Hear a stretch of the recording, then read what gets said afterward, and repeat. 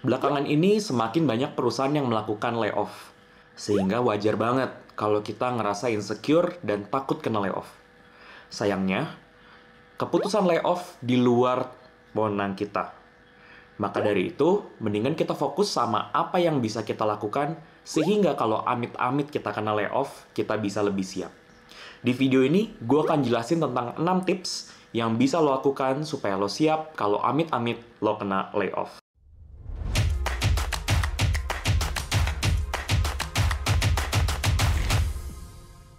Gue tahu video ini mungkin terdengar cukup depressing. Tapi sebenarnya ada pendekatan yang cocok banget yang pengen gue share di video ini. Pendekatan tersebut adalah fear setting. Fear setting adalah pendekatan di mana daripada kita memplanning apa tujuan kita ke depannya, kita memplanning apa sih ketakutan-ketakutan yang mungkin akan terjadi dan gimana caranya kita tuh mencegah atau survive jika ketakutan itu benar-benar terjadi. Metode ini sangat populer di kalangan penganut filosofi stoikisme, di mana kita fokus sama apa hal yang kita kontrol, bukan hal yang di luar kendali kita. Metode ini juga dipopulerkan oleh salah seorang podcaster yang paling terkenal yang bernama Tim Ferriss ketika dia bikin TED Talk yang judulnya Fear Setting.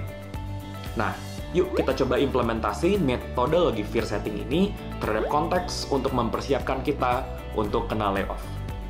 Kita mulai dengan apa sih ketakutan utama dari kita itu kalau kena layoff?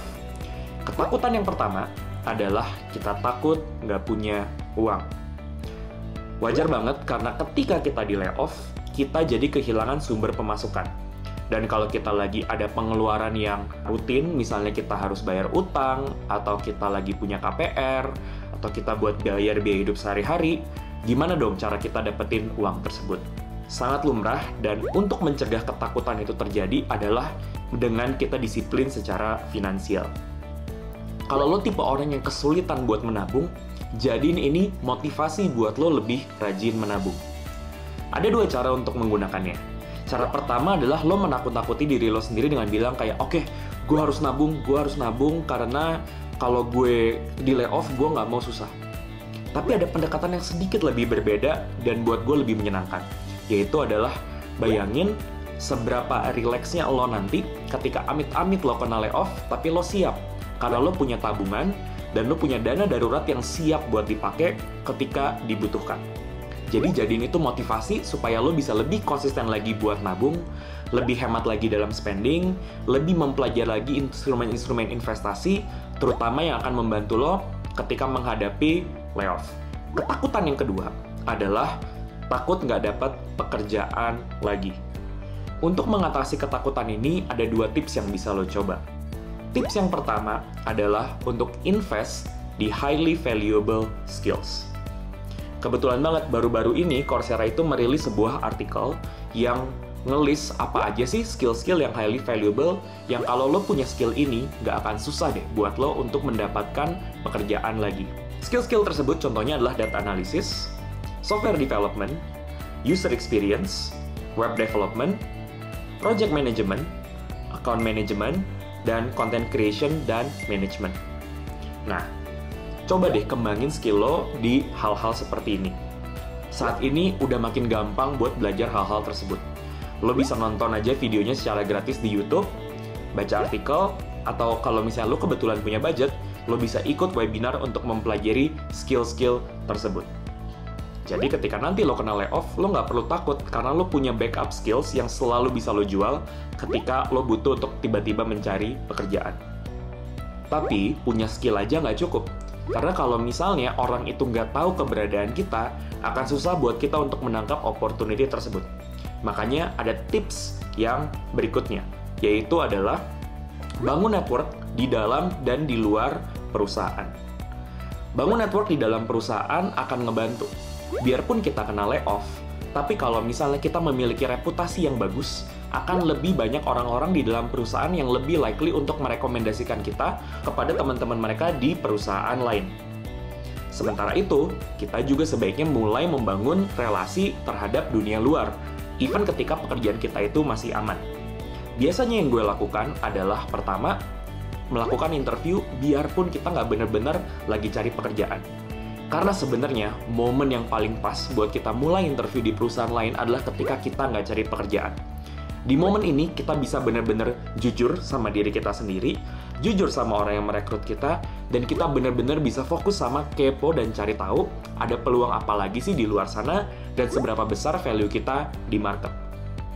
Option lain kalau misalnya lo males untuk melakukan interview adalah dengan sering bikin konten. Misalnya lo boleh sharing dengan menggunakan blog, sesuatu yang sesuai dengan domain expertise lo. Boleh juga bikin YouTube video, atau mungkin bikin microblog di Instagram. Ini super underrated, tapi jarang banget ada orang yang melakukan ini.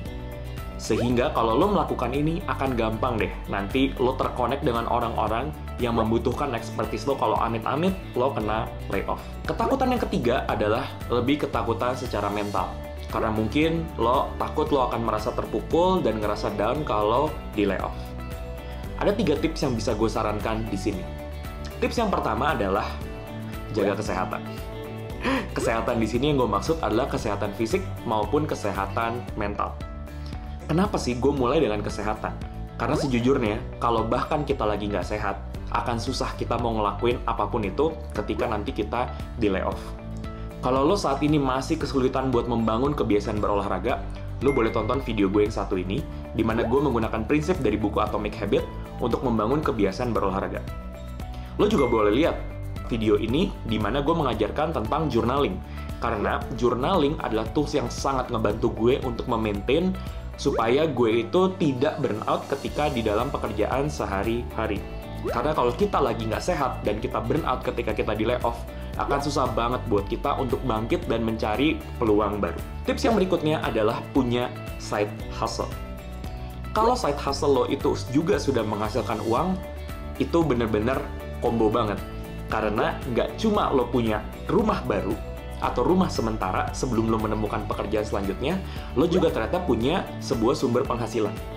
Tapi kalau amit-amit lo emang nggak punya side hustle, lo bukan side hustle yang menghasilkan, itu tetap bagus secara psikologis.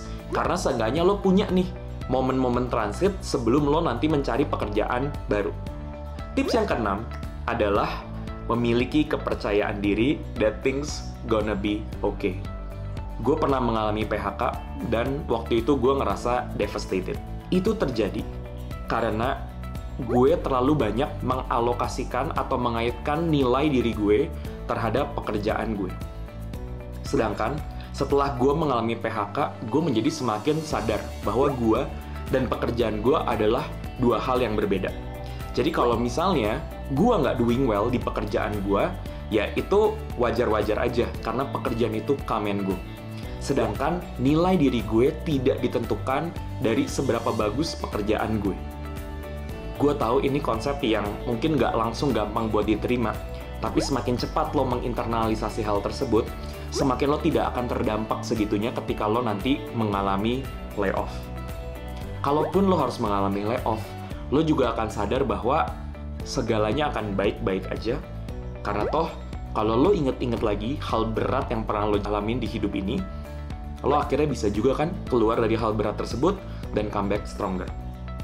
Kalau ternyata amit-amit lo sudah di layoff sehingga lo tidak bisa mengantisipasi hal-hal ini, lo boleh tonton video gue yang satu ini di mana gue menjelaskan tentang apa yang bisa lo lakukan kalau lo kena layoff, dan juga video ini di mana lo bisa belajar skill yang akan membuat lo lebih gampang buat di-employ di dunia kerja. See you next time.